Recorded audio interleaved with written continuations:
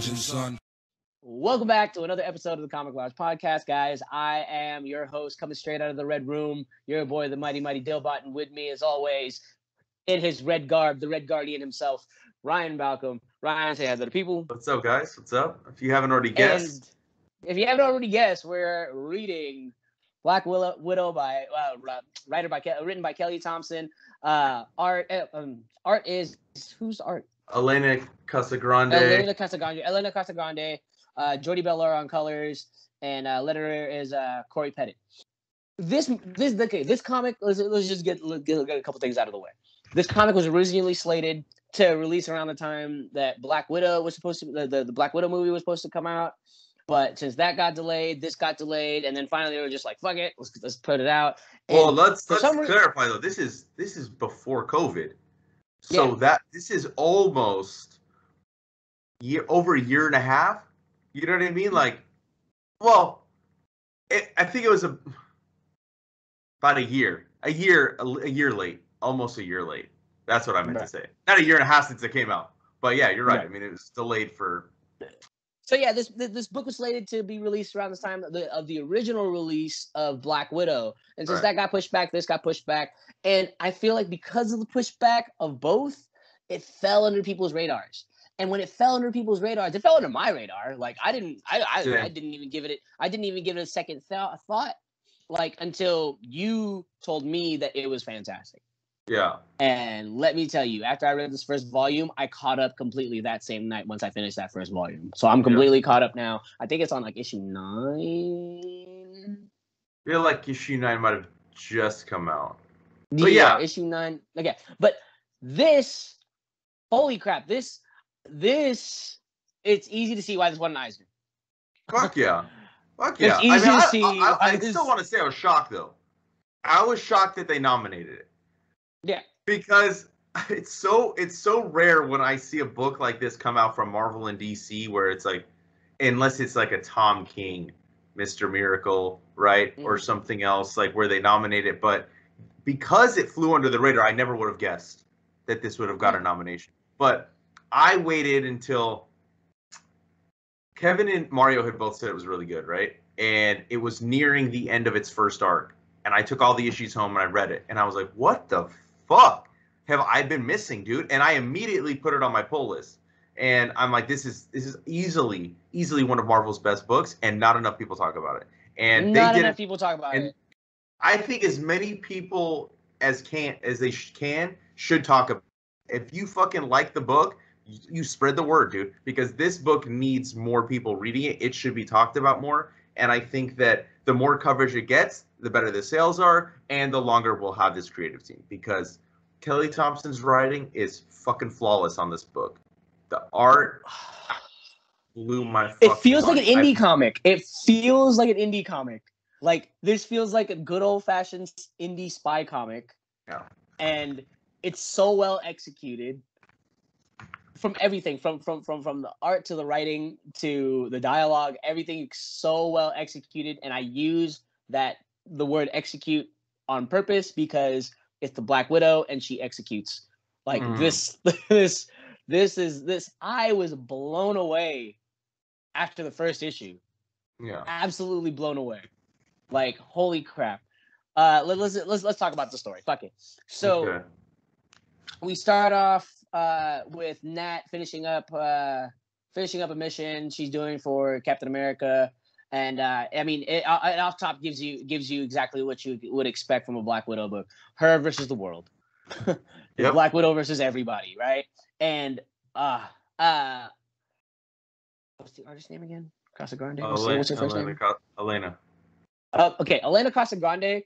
Her use of these motion panels, right, where it's like it starts off on one end of the page and finishes on the other, but like very few panels to separate the picture, where it's just like you see her drop kick a guy and then it automatically shifts all the way while she kicks like 1, 2, 3, 4, 5, 6, 7, 8, 9, 10, 11 dudes. She fucking annihilates 11 dudes all in one swift motion going down a hallway. Like this is very cinematic how it's executed. And like it's like one of my favorite things about Black Widow's character, especially like how they've been portraying it in like, you know, the movies, and with this totally feels like that, where it's her versus everybody, and of course she comes out on top, and the way she kicks everybody's ass is just one of the most impressive pieces of friggin' choreography ever. And that's what it feels like, choreography. It's like a fucking, it's like a dance where she just beats everybody's ass, but makes it look so fucking effortless and flawless. Yeah, that's when the book won me over. After I flipped the first page and I looked at it, I was like, "Oh, I'm here for this. I'm here for this ride." I'm like, "This is fucking amazing!" Like, right? And where did this artist come from? I've never heard of her before this book. She's like considered one of the best in the business, in my opinion. Just the sheer fucking the way she, like you described, the motion that she does, right? Like, it feels so fluid. It feels so like I'm literally like I'm watching something move, and I'm not really. I'm looking at art. I'm looking at images like this, but it feels like I'm watching something moving. And you know, her fashion for Natasha too, I think is really spot on. I love the redesign, like you know, like because she's after that mission, right? We get her fucking. She gets shot in the neck. Fucking, she's falling out of a window, and we get 3 months later, and that's where the real story begins. Right?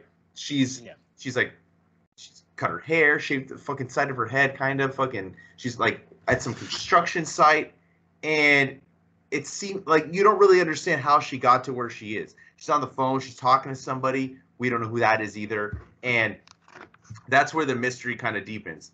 And then we get one of my favorite characters in comics. We get Clint Barton sitting and sees her on the news. In the background, though, she's just in the background, and he fucking spits out his fucking coffee or his soda, whatever he's drinking, right? And he calls Bucky, dude. His pizza. It's a pizza. He spits out his pizza. Oh, I thought it was drink. All right, it looks like licking his mouth, but whatever. So I just like he calls fucking Bucky, and there's that one word balloon. Hang up on me, super not cool, Winter Soldier. And this is the dialogue. Like, Kelly Thompson is so funny with the way she, like, all her characters that she writes. Because I recently, just after we decided we were going to do this, and I have an interview with her, I went and read Captain Marvel. It is really good. I've never read Captain Marvel comics, ever. I read that first arc. I really liked it. I read I read the first 3 volumes. Really good. I really dug it. So then, you know, like, and I can kind of see how what was in there led them to want to have her write Black Widow. Like, it was it made sense to me after I read those. I'm like, okay, it makes complete sense. And she's doing a great job with this. She has all she brings in these periphery characters like Clint and Bucky, who have, you know, a connection with her. They've both been in a relationship with her at one point or another in the past. Yeah. And you can't have a Black Widow book without them, in my opinion. No, you can't. Or at the very least, you can't have a Black Widow book without freaking Clint. Yeah. That's you know, they're homies, bro. Like, yeah. That's their shit. But anyway, what I really like about this is actually those two. Like that's like one of my aside from the fucking wonderful storytelling and the new exploration of depth into Natasha's character, I really enjoyed the banter between Bucky and Hawkeye, and I really hope that Bucky makes an appearance in the Hawkeye show, because I would love to see more of that conversation transpire into real life. But after he sees that, they're like, it's her. Like, we finally found her. She's in San Francisco. Like, what? Why? Like, like, it just doesn't make sense. Like, you know, and, you know, these two guys are like probably, you know, arguably two of the best hunters in the Marvel universe. Right. Like, it's absolutely surprising that they haven't found her in 3 months. But also, she's also one of the best people at hiding and laying low as well. So, you know, that totally makes sense. But as this progresses, we jump back to Natasha, and she's like kind of getting like little glimpses and flashes of her old life. She buys a motorcycle out of just spontaneously, and off top she already knows how to drive it, but she never knew but in her head now where she is, like, you know, in her new life, in this life that she's living now, she has no idea like where she learned how to drive it or anything like that. And you know, she's in San Francisco, so it takes her out of San Francisco. And what I'm assuming is probably like, I don't know, like, I don't know what the upscale neighborhood is over there, but like it looks like a nice part of San Jose. Yeah, it looks like a nice part of San Jose. Like, please, like anybody from the Bay Area, please correct us. Like, if you're reading this, like, let us know what fancy schmancy freaking, you know, modern freaking neighborhood that is, because it's beautiful. Yeah. And you know, then we pull up and she's married. She has a husband. Yeah. And I think an important clue too, though, was like Bucky's like, she's not undercover. She never would have allowed herself to get caught on camera. So that's like the first clue we get, where like at first you think, okay, she's undercover, right? She's on some sort of a mission. That's why she is at this construction site. Yeah. But that's not the case, and that's where we learn eventually that this new life that she's had for the past 3 months, and it just gets crazier from there. Yeah, like it's all fabricated, and we get so much in this first issue. You know, I was just flipping through it as we're talking. Like a lot of what we know for the top world in this arc is all given to us in the first issue. What a fantastic first issue. Like, I didn't really get to appreciate it as a first issue because I read the whole arc together. Yeah. But now, you know, looking back, I'm like, my God, she came out swinging, dude. Both of them. Kelly Thompson and Elena Casagrande, dude. They both came out swinging with this first issue. And, you know, you move forward, and then I think the craziest part for me, too, was the kid. Yeah. I was like, what the fuck? Like, okay. And then and Arcade is like kind of sort of the main villain, but there's really something else going on. You know what I mean? But you see him, he's in the mix, and he's always been to me, kind of a stupid villain. But, you know, they used him in Amazing Spider-Man not that long ago with the Kraven storyline, and, you know, he's in this one. But the way they're manipulating her, and eventually, like, I'm not just trying to spoil anything, but how that fucks her up. What happens? I mean, like, you just can't help but, like, it's gut wrenching, dude. It's gut wrenching. Like I said, it adds a new level of depth to the character, because like you given a character something that you never thought was possible for the character, and you know, in Natasha's case, it's family life, normalcy. Yeah, you know, a 9 to 5, a child, a husband, a home, peace. For someone who's literally lived in the shadow of war pretty much her entire existence throughout her entire history of the Marvel Universe. You know, she has ties with people. She has ties with Captain America. She has ties with Nick Fury. She has ties with Wolverine. She has ties with the Winter Soldier. She has ties with almost every low down. Like, I mean, I'm not saying Captain America's Captain America. I know. Everyone who's been involved in some sort of espionage. Where it's just a double agent for years. Yeah.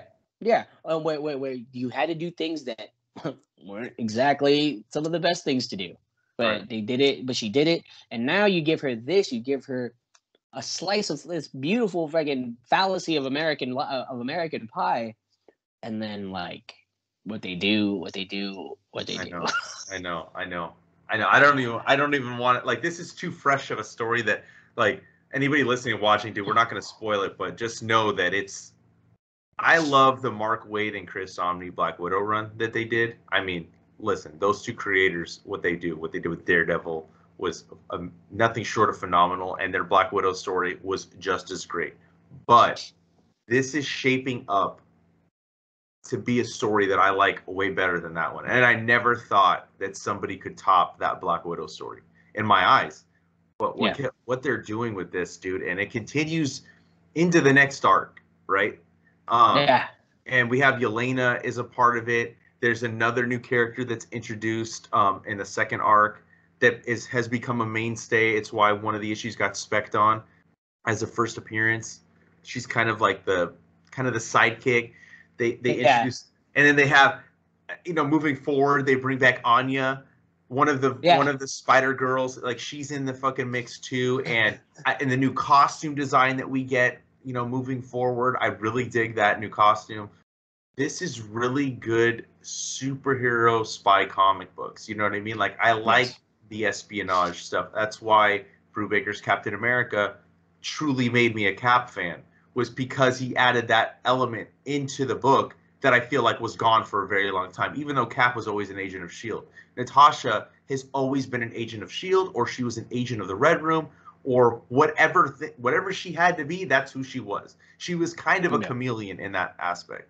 And this arc encapsulates everything that makes her a great character, but it gives us something we never thought we would see with her at the same time. You know what I mean? Like, it's just the Eisner was well deserved, well fucking deserved. You know what I mean? Yeah. Like, I can't argue like that anybody else should have won over it. Yeah, no, and like, I honestly, like, at any point anyone could have won, but I'm happy that this one won. Yeah. That's how I felt about the Eisner nominations for Best New Series, right? Best New Series. And like, any one of those could have won, I would have been happy with it. But this made me especially happy. Especially, like, since those Eisner nominations came out right after I had originally read the first arc, right? Yeah. Like, yeah, and I was like, yo, of course, hell yeah, I'm so glad. And I hope that Eisner win gives this series a little nod, because like I said, like you said, this team is phenomenal. Like, this team is this is lightning in a bottle. I'm saying it here now. Like, this fucking series is lightning in a bottle, and has not disappointed yet. Has not disappointed. There's yet to be an issue where I'm like, no. This every single issue is freaking it's a home run, dude. And I can't get over it. I can't. I'll never forgive myself for letting it fall under the radar, because I would have been pushing this from the jump. Same. I felt the same way, dude. I felt exactly the same. I'm like, why did I sleep on this book? Because, like, Black Widow, I've liked the character. She's never been one of my favorite characters, Yeah. But this series has the potential to make Black Widow a favorite character of mine, to where, like, even if somebody else were to take over the book, I'll probably along for the next creative team, just because of what Kelly Thompson, Elena Casagrande, and Rafael De La Torre, the other artists that kind of guests in this arc, they do what they do with her. They just make her, they kind of humanize her a little bit more. They don't make her such a cold, I don't want to say she's always cold, but she's kind of just like a, just straight to the point kind of character, to where she just fucking, like, one track mind. She's got a mission, she's gonna fucking do it. But they add this new element into them, just makes her an even more interesting character to read about. Yeah. And the sacrifice. Don't forget about the sacrifice. Dude, I know. God damn, this is such a good book, guys. I can't stress you guys enough. Yeah. I can't stress you guys enough, because this is such a good book, and it's like this Daredevil, Immortal Hulk. These are three titles that are really pushing the boundaries over at Marvel. I'm not gonna count X-Men, because because I mean, obviously I'm wearing an X-Men shirt, so it sounds like favoritism, but obviously X-Men. But like, and all the X titles that go, some I like, some I don't. But anyway, I digress from that. But Black Widow, Immortal Hulk, and Daredevil are really pushing the boundaries of what is possible and what writers could do with these characters that already have an established history, the boundaries they could push, and the new ways they could approach it. It's like, I feel like, man, like, if they could do this to Black Widow, they could do this to anybody. They could do this to, you know what I mean? If you could take a character that, for the most part, like you said, it's kind of like the Green Arrow thing, right? Like, I feel like this has the potential to skyrocket Black Widow's popularity, like, beyond what it already is. Like, I mean, I know plenty of people who love Black Widow already, but I mean, like, I'm not really a Black Widow fan, but I am now. Exactly. You know what I mean? Exactly. I am now, and this is that story that's making me a Black Widow fan. This is masterpiece shit here. Like, I can't wait to see what else they have in store for us. Like, after this next arc, I want to. Are they going to push it past it? Like, is it going to be more than 12 issues? Is it going to be more than 10 issues? Is it going to be? Is it going to be like an Immortal Hulk? Is it going to go to 50? Is it going to be like, is it? Are they going to push it that far and really take this character to new heights and new levels that never thought possible? And from the feeling I get from this first and second arc is the same feeling I was getting with Zdarsky's Daredevil and Al Ewing's Immortal Hulk. Same. And how do you not push it with her? She just won an award, for fuck's sake. You know what I mean? She just won an Eisner. This team created a book that won an Eisner and hasn't even been around a year. Like, that's saying something. And you mentioned Immortal Hulk, you mentioned Daredevil, and Black Widow, and that I think that's why I love these books in particular, is because there's no crossover. It's just these books. These books are being allowed to breathe and do their own thing. Yes, Daredevil had a 2-part crossover with Absolute Carnage, which, you know what I mean? Like, that's beside, or no, King in Black. It was a King in Black time. King in Black.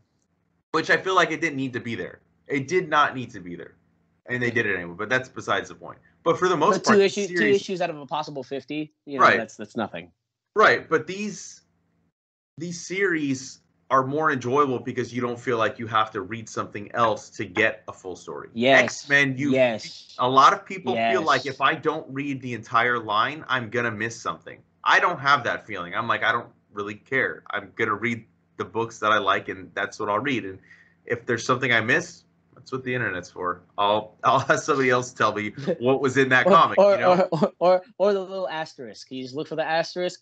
Oh, read X Factor number 6. I'm like, okay, I'll go read X Factor number 6 so I know what's going on. All right. Cool. Yeah, exactly. But I think that this does have the potential to reach those heights like Immortal Hulk, which got the singular vision for 50 issues. 50 issues we got, a creative team, maybe a couple fill-in artists, but that's wrapping up, right? I think Zdarsky's pretty much done at 50. I think he's kind of said it without saying it, that he has it plotted out to 50. So he hasn't said he's leaving at 50, but neither did Al Ewing.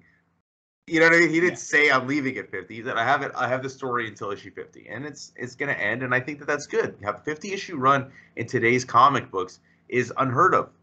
It's unheard of to get a solid run by a creative team. And I think that Marvel is putting a lot of faith in Kelly Thompson because, look, dude, she's been the writer on Captain Marvel. Issue 30 just came out, right? That's 30 issues.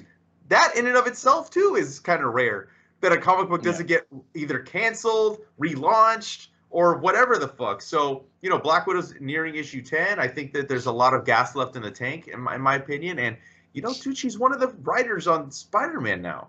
She's one of the 4 or 5 writers that they have that are going to be doing this new era of Amazing Spider-Man, and I think that I'm here for it. I can't wait. I can't wait for Kelly Thompson written Spidey banter, because the banter between like Hawkeye and friggin' Bucky is the best. It's like when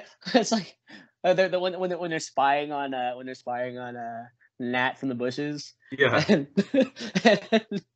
And Bucky is like, you have the patience of a small child. And then friggin' Clint fires back. It's like, I have the patience of a larger child at best. Okay, like cut me some slack. It's like, I know. I think I want to book with them, and that's another thing I want us to do. Shout like fucking. It's rare that somebody writes Bucky, and I like the way they write the character, because there's been comics in the past couple of years that have come out where I just feel like he's written so out of character, but she writes a great Bucky, and I would love a team up book with those two characters. I did recently read the Matthew Rosenberg written Travel Foreman on Art. Tales to Astonish. Forgot the subtitle, but it was a team up book with Hawkeye and Winter Soldier, and they were looking for Natasha. It was fucking dope. Yeah, so check that out. Yeah, it's really good. It's only, I think it came out like maybe 3 years ago. It was only a 5-issue run, but it was really fucking good. And I love this dynamic between the two. It's kind of like what they're giving us in the MCU with Falcon and Winter Soldier. Yeah.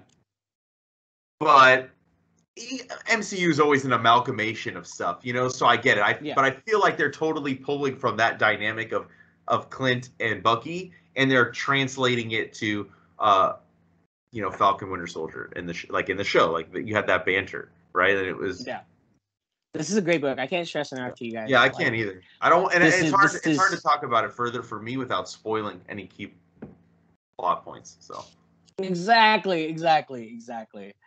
And it just gets harder and harder. Yeah. But it's a fantastic book. Like, it's just know that it very much so deservingly won the Eisner. Agreed. You know. Agreed. Yeah. Like, I'm glad it did, because the Eisners are voted by peers and by people in the industry and by critics alike. So the fact that this one makes me believe that this comic should be America's sweetheart. Like, this is, you know what I mean? Like, this is, I'm a Black Widow fan. Shit. Same. I'm a Black Widow fan.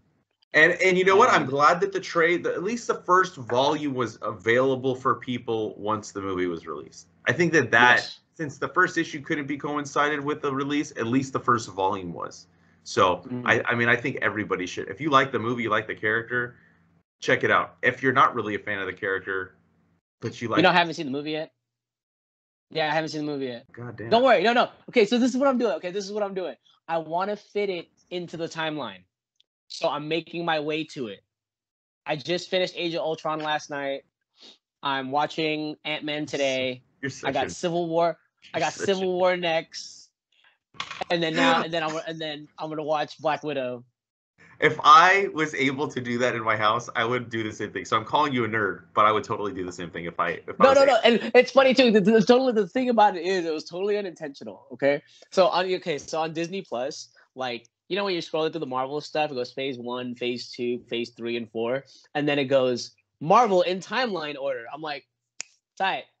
They have it in timeline order on there? They have it in timeline order. So it goes, so it goes Captain America, then it goes Captain Marvel, and then Iron Man 2, and then it goes on from there, right? So it is the preferred timeline that Marvel is putting out. So I'm watching it, and then and then at some point I'm just like, I should just fucking fit Black Widow in this bitch, and then I decided that's how I'm gonna do it. So that way everything fits in continuity. And the thing is, a lot of these movies I haven't seen since release. I haven't seen Thor Dark World since the release. I haven't seen Iron Man 3 since release. So it kind of gives me like a fresh eyes on, knowing where they go. It gives me fresh eyes on the movies I didn't really like, because I didn't really like when it first came out. I hated Thor Dark World. Now I'm totally fine with it. Like, it's actually a lot better than what I remembered. Yeah. Like all things considered. Mm-hmm. And same thing with Iron Man 3. I still hate the fact that they fucking catfished us with the Mandarin. I know. That was the thing that ruined it for me. And I think that's what I based all my hate on. That they freaking catfished us with the Mandarin. Yeah, I hated that aspect of that movie. Bothered me. Because look, it was fucking, first off, it was Ben Kingsley. And he was doing such a fantastic fucking job up until the big reveal. And it just destroyed me. I'm like, what? I hate you. How dare you? How fucking dare you? Well, I can't wait for you to watch Black Widow. Yeah, I really liked it. I mean, I kind of want to watch it again. At first, I'm like, man, I think this might be one of my favorite MCU movies, and I still kind of feel that way. I mean, I thought it was really, really well done, in my opinion. I know that Scarlett Johansson, like, there's issues with the fucking way that it was released, and there's the whole thing where she's like suing Disney. Well, that's on them. That's on Disney. Yeah. That's on Disney. That's the financial side of it. As far as like all the creative other stuff, part of it was great. I thought it was a great film. I highly recommend this book. If you've watched the movie and you want to read Black Widow, jump into this, then read the Mark Waid, Chris Samnee stuff. But the Kelly Thompson stuff is great. And I wish I could talk about the movie with you now, but Go watch. Anybody who hasn't watched the movie too, go watch the fucking movie. It was really, really well done. And yeah, that's all I got on the Kelly Thompson stuff. Go check it out. That's all I got. That's all I got. Add it to the pull list. So that's it for Black Widow. Go check it out. And if you're not already following us, make sure you follow us on Facebook, Twitter, and Instagram at The Comic Lounge. Follow Dylan at The Dillbot on Instagram. Dillbot is dope on Twitter. Make sure you like, follow, subscribe. Hit the bell icon so you're notified every time a new vid goes up. Hit the TeePublic link down below to get some Comic Lounge merch. And on that note, we're out. Later, buds.